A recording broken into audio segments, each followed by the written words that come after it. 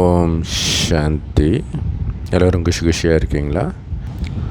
19/8/2026 சக்கர முரளி பாப்தாதா சொல்கிறாங்க, இனிமையான குழந்தைகளே, நீங்கள் இப்போ ஆன்மீக வியாபாரம் செய்யணும்.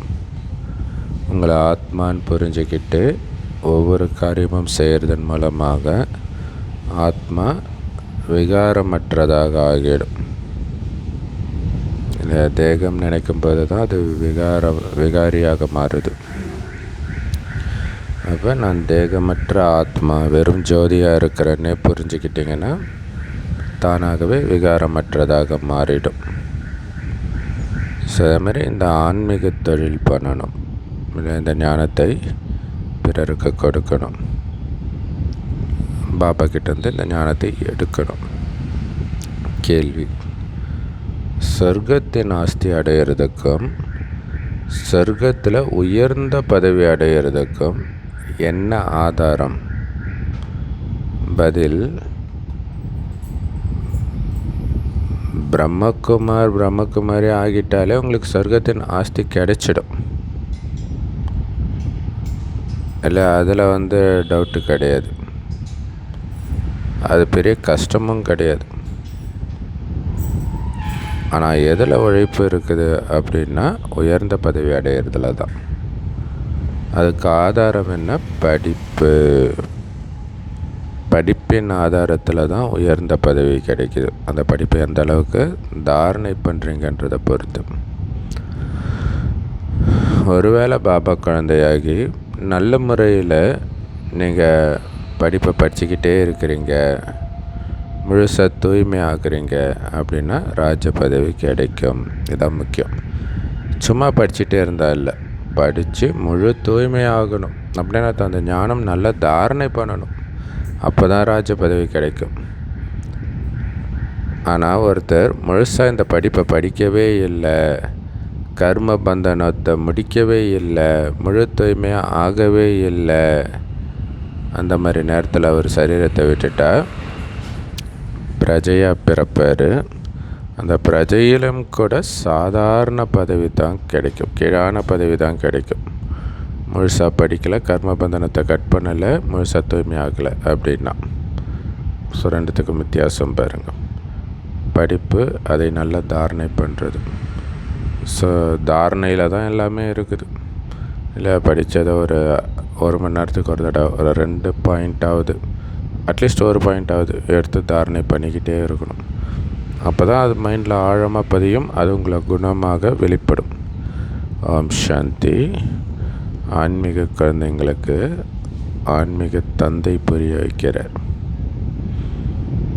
இங்கே ஆன்மீக தொழில் நடந்துகிட்டு இருக்குது.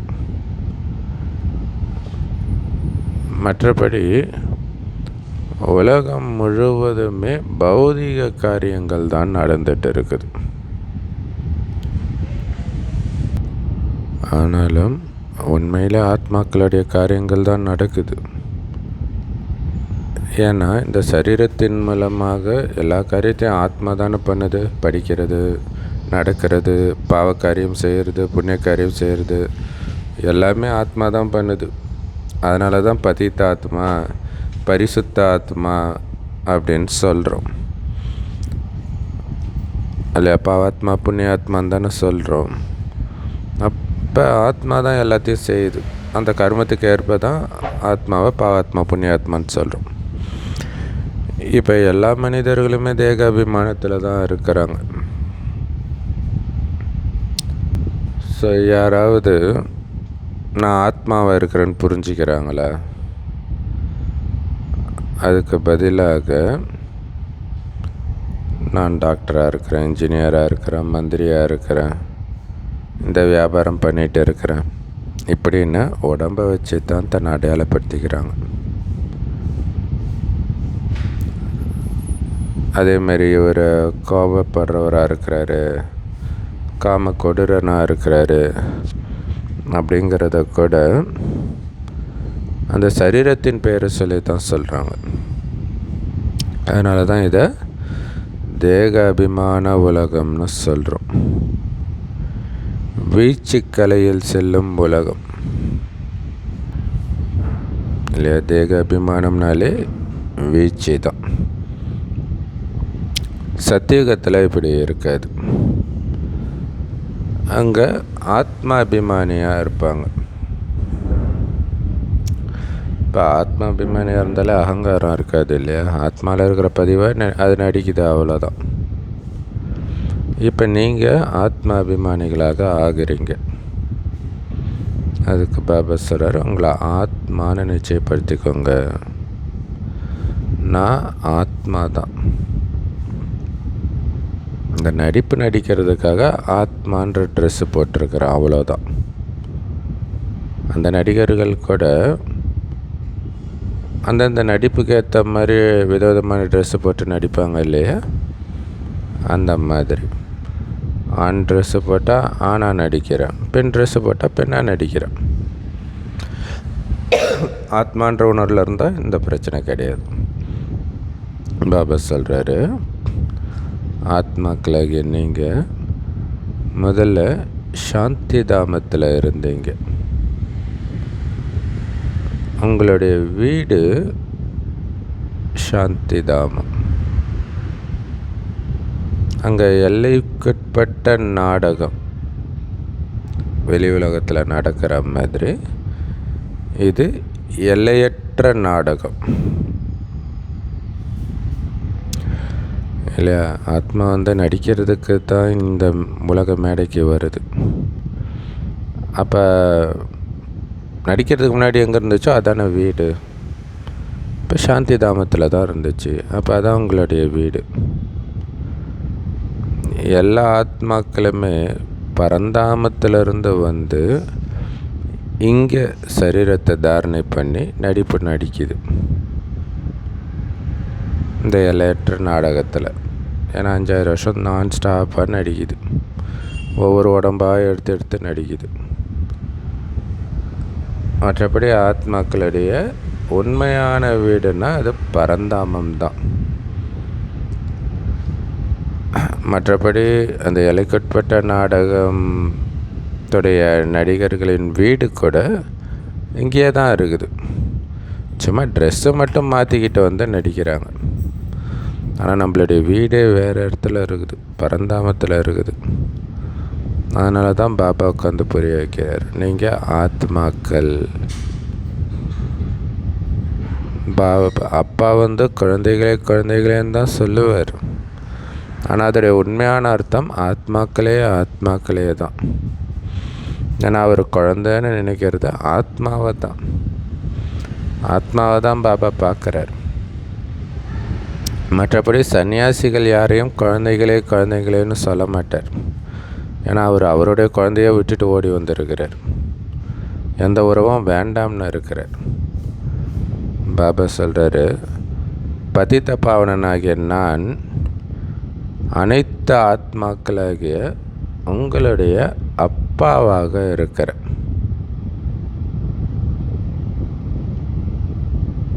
அதனால தான் உங்களை தூய்மையாக்குறார். இல்லை, அப்பாவுக்கு தானே அந்த பொறுப்பு இருக்குது. அதனால தான் என்ன பரமபிதான்னு சொல்கிறீங்க. பரமபிதா நிராகாரராக இருக்கிறார். உடம்பு கிடையாது அவருக்கு. மற்றபடி பிரம்மா விஷ்ணு சங்கரர் எல்லாம் பரமபிதான்னு சொல்ல மாட்டாங்க. சிவபெருமானுக்கு மட்டும்தான் பரமபிதான்னு பேர். பிரம்மா விஷ்ணு சங்கருக்குள்ளேயும் ஆத்மா இருக்குது. ஆனால் அவங்கள மகிமைப்பாடும் பொழுது பிரம்ம தேவதாய நமக விஷ்ணு தேவதாய நமக தான் சொல்கிறாங்க. சிவனை சொல்லும்போது மட்டும்தான் சிவ பரமாத்மாய நமகன்னு சொல்கிறாங்க. அப்போ தேவதைகளுக்கும் கடவுளுக்கும் என்ன வித்தியாசம்னு யாருக்கும் தெரியல. தந்தை வந்து தான் இதை புரிய வைக்கிறார். நீங்கள் எப்படி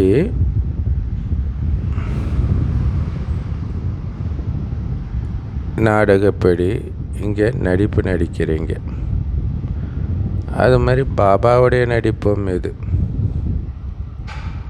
மற்றபடி உலகம் ஒன்று தான். கீழே பாதாள உலகமோ மேலே சொர்க்கலோகமோலாம் கிடையாது. இதே உலகம் புத்தம் புதியதாக சதோ பிரதானமாக இருக்கும் பொழுது சொர்க்கமாகவும், பழசாகி தமோ பிரதானமாகும் பொழுது நரகமாகவும் மாறுது.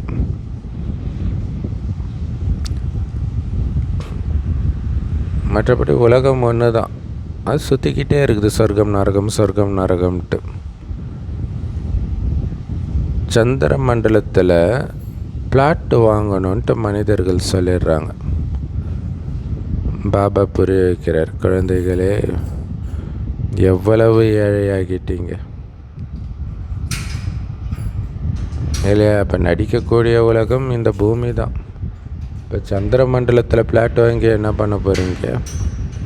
அங்கே வசிக்கக்கூடிய எல்லா வசதியும் இருக்குதா? ஃபஸ்ட்டு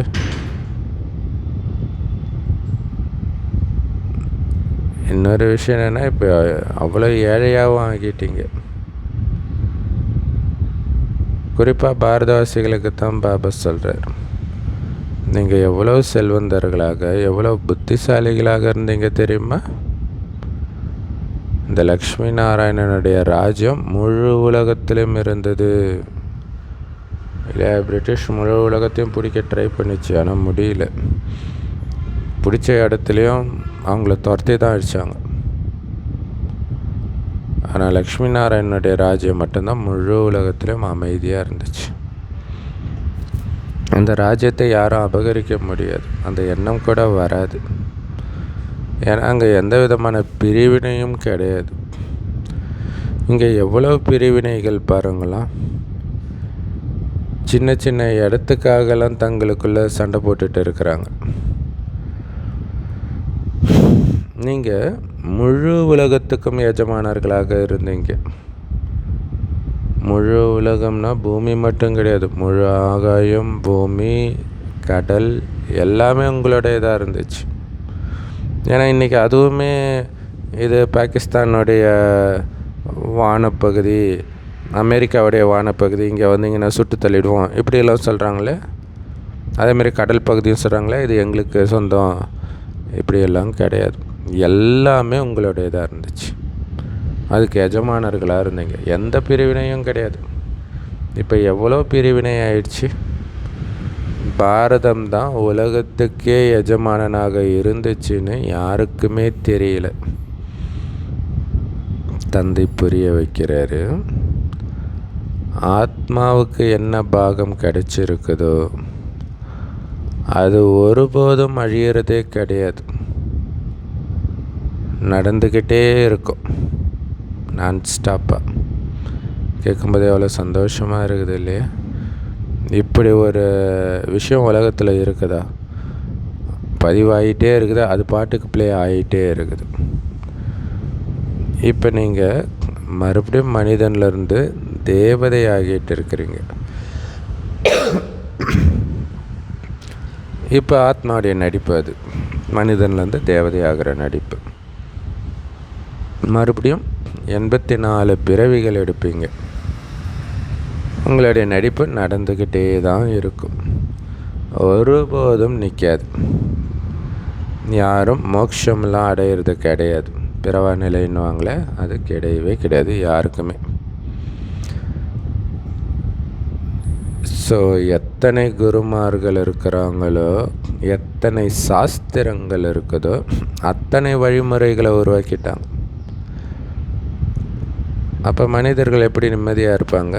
உன் வழி சரி, என் வழி சரின்ட்டு அது ஒரு விவாதம் நடக்கிறதே ஒரு பெரிய விஷயமா இருக்கும். மனிதர்கள்கிட்ட எவ்வளவு அசாந்தி இருக்குது.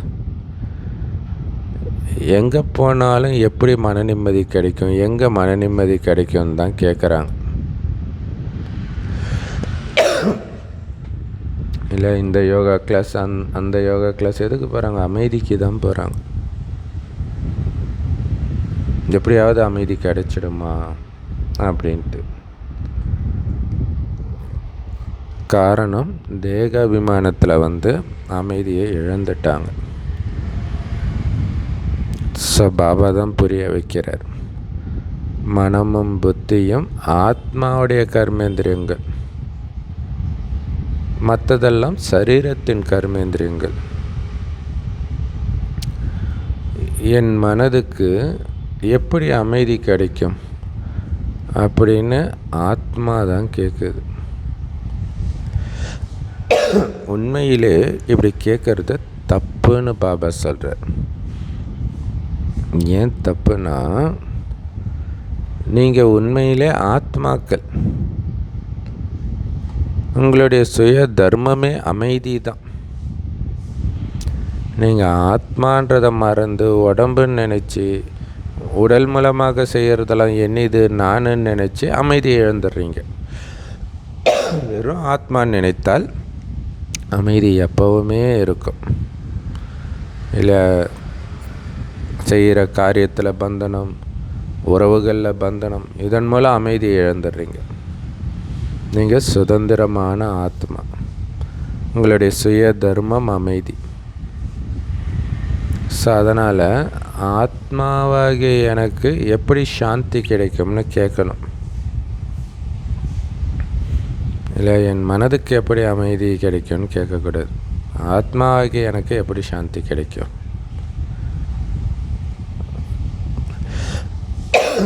ஏன்னா அமைதி இழக்கிறது ஆத்மா தான். மற்றபடி காரியங்கள் செஞ்சே ஆகணும். இல்லை அது ரெஸ்ட்டு, அமைதிக்கு அப்படி ஒரு அர்த்தம் வருது இல்லையா? அது எப்படி கிடைக்கும் அப்படின்னு கேட்கணுன்ற. அது இங்கே கிடைக்காது. ஏன்னா இது கர்மக்ஷேத்திரம், காரியம் செஞ்சு தான் ஆகணும். பரந்தாமத்தில் தான் இந்த அமைதி கிடைக்கும். இந்த ஞானம் பாபாவை தவிர யார்கிட்டையும் கிடையாது. துவாபரகத்திலேருந்து பக்தி மார்க்கம் நடக்குது இல்லையா? அங்கேயும் யாருக்கும் ஞானத்தை பற்றி தெரியாது. எந்த சாது சன்னியாசிக்கும் தெரியாது. ஒரே ஒரு தந்தை தான் இந்த ஞானத்தை கொடுக்கிறார். அந்த தந்தையே சுயம் சொல்கிறாரு, நான் ஒவ்வொரு கல்பத்திலும் கல்பத்தின் சங்கமயுகத்தில் வரேன். ஏன்னா அப்போ தான் என்னுடைய தேவை இருக்குது. நான் பதித்த பாவனனாக இருக்கிறேன். கலியுகத்தின் கடைசியில் தான் எல்லோரும் பதித்தமாக இருக்கிறீங்க. அப்போ உங்களை பாவனமாக்கிறதுக்கு அந்த சங்கமயுகத்தில் தானே வரணும். கலியுகத்துக்கும் சத்தியுகத்துக்கும் இடையில் இருக்கிற சங்கமயுகத்தில் தானே வரணும். இப்போ இருக்கிறதோ ராவண ராஜ்யம். அதனால தான் பாரதவாசிகள் ராவணனை எரிக்கிறாங்க. பதித்த பாவனனாகிய தந்தையுடைய பிறப்பு கூட இதே பாரத பூமியில் தான் நடக்குது.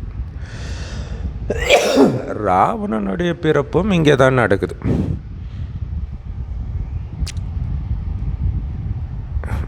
இல்லையா? பாபா பாரதத்தில் வந்து தான் உலகத்தையே தூய்மையாக்கிறார். ராவணன் சர்வவியாபி இல்லையா? ஆனால் அவனுடைய முதல் ஜென்மம் இங்கே தான் ஏற்படுது, பாரதத்தில் தான். பாரதவாசிகளுக்குள்ளே தான் முதல்ல பிரவேசிக்கிறான். ராவணன் எல்லோரையும் பதித்தமாக ஆக்கிடுறான். அதனால தான் அவனை எரிக்கிறாங்க. இப்படிப்பட்ட எதிரி இருக்கவே கூடாதுன்ட்டு. ஆனாலும் அவன் எரிஞ்சு போகிறது கிடையாது. இந்த விஷயங்கள் யாருடைய புத்தியிலுமே இருக்கிறது கிடையாது. இப்போ பாரதத்தில் கிருஷ்ண ஜெயந்தி கொண்டாடுறாங்க. கிருஷ்ணலீலா, கிருஷ்ண பஜனையெல்லாம் செய்கிறாங்க. பாபா சொல்கிறாரு, கிருஷ்ணலீலைன்னு உண்மையில் எதுவுமே கிடையாதுன்ற. கிருஷ்ணர் என்ன பண்ணார்? கம்சபுரியில் பிறந்தார் அப்படின்னு சொல்கிறாங்க. கம்சன் ஒரு அசுரன் தான், அவனை அழிச்சான்னு சொல்கிறாங்க. பாபா சொல்கிறாரு, அவர் பிறந்தது சத்தியுகத்தில். சத்தியுகத்தில் தேவதைகள் மட்டும்தான் இருப்பாங்க. அசுரர்கள் எப்படி இருப்பாங்க? ராவணன் வந்தால் தான் அசுரன் வரும். ராவணன் துவாபரகத்தில் தானே வரான். சத்தியுகத்தில் இருந்த கிருஷ்ணருடைய ஆத்மா தான் முழுசாக 84 பிறவி எடுத்து இப்போ சங்கம் யுகத்துக்கு வந்து அழுக்கிலிருந்து மீண்டும் தூய்மையாகிட்டு இருக்குது. பாபா கிட்ட ராஜயோகத்தை எடுத்து தன்னுடைய அந்த நாராயணன் பதவியை மறுபடியும் அடைஞ்சிட்டு இருக்குது. ராஜயோகத்தை படிக்கிறதன் மூலமாக. அதே மாதிரி நீங்கள் கூட கிருஷ்ணபுரியில் வசிக்கிறவர்களாகத்தான் இருந்தீங்க. 84 பிறவிகள் எடுத்து அனைத்தையும் இழந்து அழுக்காகிட்டீங்க. இப்போ மறுபடியும் உங்களுடைய பதவியை அடையிறதுக்காக பாபாவின் வழிப்படி நடந்து தூய்மையாகிட்டு இருக்கிறீங்க. உண்மையிலே சிவபாபாவுக்கு தான் ஜெயந்தி கொண்டாடணும். ஏன்னா அவர் இல்லைன்னா கிருஷ்ணர் ஏது, ராமர் ஏது, யாருக்குமே மகிமை ஏது? ஏன்னா சிவபாபா தான் எல்லோரையும் நரகத்திலேருந்து சொர்க்கத்துக்கு அழைச்சிட்டு போகிறார். ஆனால் அவருக்கு எந்த லீலையும் கொண்டாட மாட்டுறாங்க இல்லையா? லீலையெல்லாம் உண்மையிலே சிவனுடையது, கிருஷ்ணருடையது கிடையாது. எவ்வளோ ஆச்சரியமாக இருக்குது. உடம்பே இல்லாத ஒருத்தர் வந்து இந்த உலகத்தையே சொர்க்கமாக்குறார் கடைசின்னு ஒரு வருடத்தில். எவ்வளோ பெரிய ஆச்சரியம்.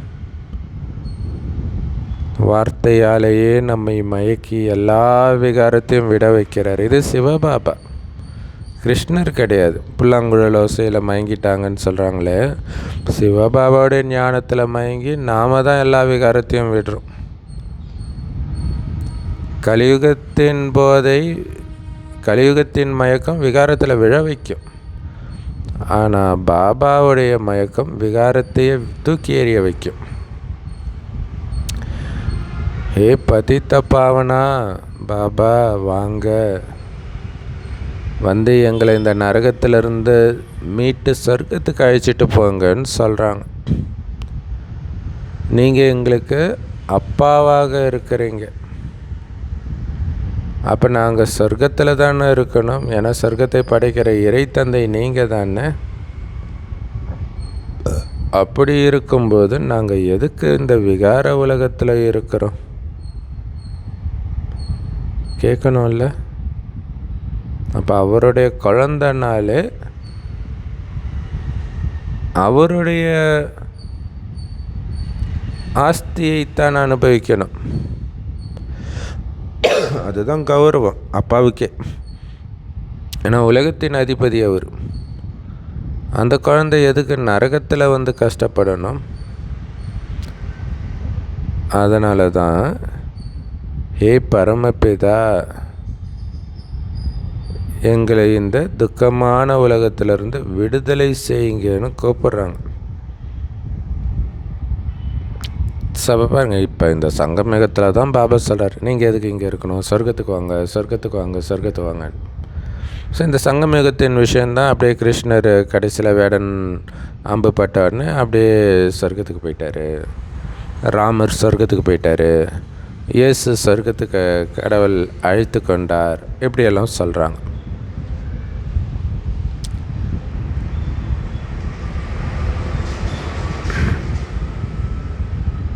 ஸோ இதுவும் நாடகத்தில் பதிவாகி இருக்குது. கடவுளை கூப்பிடுறது, இந்த அழுக்கான உலகத்துலேருந்து எங்களை விடுதலை செய்யுங்கன்னு கூப்பிடுறது.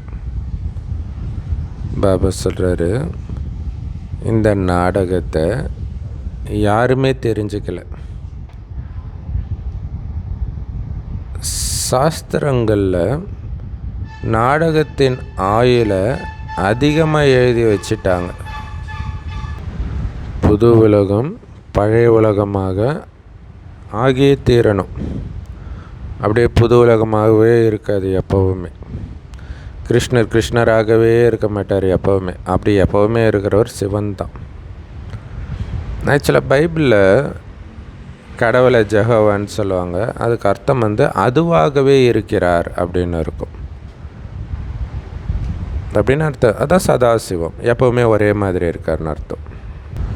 ஸோ புது உலகம் பழைய உலகமாக மாறித்தான் தீரணும். சதோ ரஜோ தமோவுக்கு வந்தே தீரணும். சதோவாகவே எப்பவும் இருக்காது. இது எல்லையற்ற விஷயம், எல்லாத்துக்கும் பொருந்தும். இப்போ நீங்கள் உடம்பே எடுத்துக்கோங்களாம் இல்லையா. சின்ன வயசில் எவ்வளோ ஆரோக்கியமாக இருக்குது, அப்படியே வயசாக கொஞ்சம் கொஞ்சமாக ஆரோக்கியம் எல்லாம் போகிறத பார்க்குறோம். அப்போ தமோ நிலைக்கு போயிட்டு இருக்குது உடல். இப்போ நீங்கள் மறுபடியும் உலகத்துக்கு எஜமானர்களாக ஆகிட்டு இருக்கிறீங்க. எந்த பாரதவாசிகள் புது உலகத்தில் இருந்தாங்களோ அவங்க தான் முழுசாக 84 பிறவிகளின் நடிப்பாங்க. இப்போ நீங்கள் மறுபடியும் தூய்மையாகிறீங்க. மற்ற எல்லா மனிதர்களும் அழுக்காக தான் இருக்கிறாங்க. அதனால தான் தூய்மையானவர்கள் முன்னாடி போய் வணங்குறாங்க இல்லையா. ஸோ நம்ம தூய்மை ஆகிட்டு இருக்கிறோம். ஆனால் அழுக்காக இருக்கிறவங்க இன்னும் வணங்கிட்டு இருக்கிறாங்க, பக்தி பண்ணிகிட்டு இருக்கிறாங்க. நாம் பூஜாரியிலேருந்து பூஜைக்குரியவராக மாறிட்டு இருக்கிறோம்.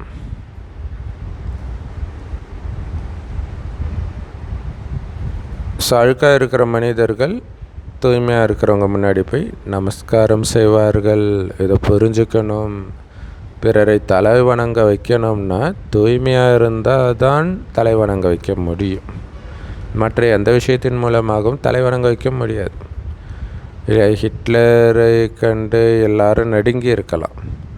ஆனால் இன்றைக்கி ஹிட்லர் எல்லோரும் கேவலமாக தானே பேசிகிட்டு இருக்கிறாங்க, வணங்கிட்டா இருக்கிறாங்க.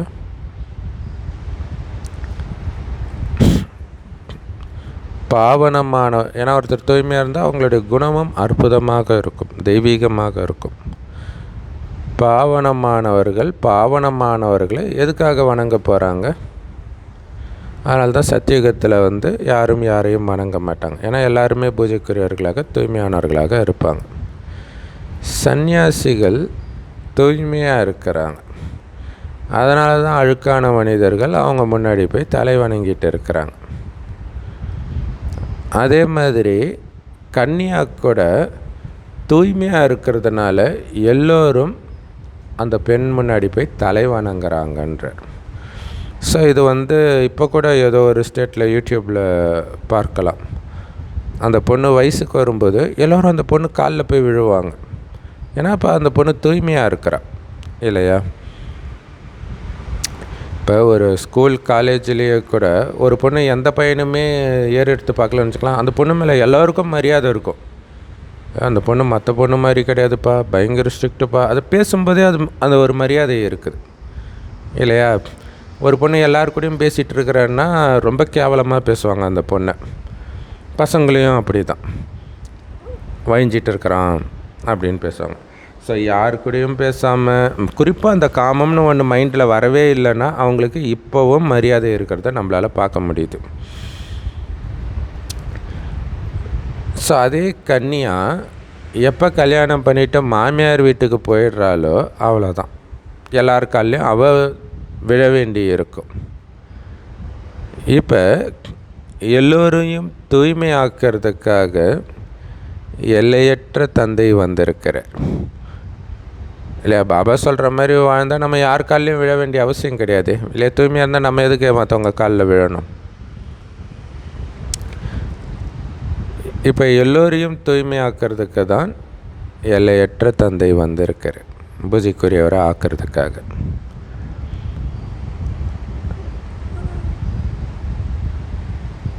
ஸோ மற்றவர்களும் கலியுகத்தில் இருக்கிற கலியுகவாசிகள். ஆனால் நீங்கள் மட்டும்தான் சங்கமயுகத்தில் இருக்கிறீங்க. அதனால் நீங்கள் பதித உலகத்துக்கு போகக்கூடாது. எப்படி சூப்பராக சொல்லிப்பாங்க, நீங்கள் கலியுகத்தில் கிடையாது, யுகமே வேறு நீங்கள் இருக்கிறது, சங்கம யுகம் இல்லையா. வரலட்சுமி சிஸ்டர் சொல்லுவாங்க, யுகத்தின் தர்மம்னு ஒன்று இருக்குதுன்னுவாங்க. இங்கே இருக்கிற எல்லாத்துக்கும் காரணம் அதுதான்.